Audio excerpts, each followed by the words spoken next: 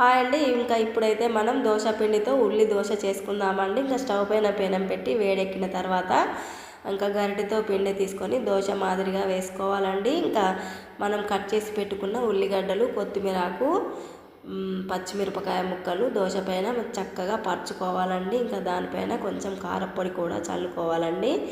ఇంకా చక్కగా ఆయిల్ వేసుకోవాలండి. కొంచెం గరం మసాలా కూడా వేయాలండి.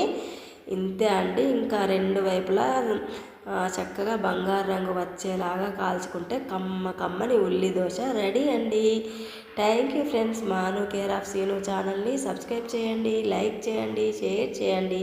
మరిన్ని వీడియోస్ కోసం వెయిట్ చేయండి. ఉంటానండి. ఇంకా ఈ ఉల్లి దోశకి పచ్చడి కూడా ఏమీ అవసరం లేదండి. ఇలాగే తిన్నా చాలా బాగుంటాయండి. ఇంకా చట్నీతో తిన్నా కానీ ఇంకా చాలా రుచిగా ఉంటాయండి. ఎమ్మీగా ఉంటాయండి ఉల్లి దోశలు అయితే.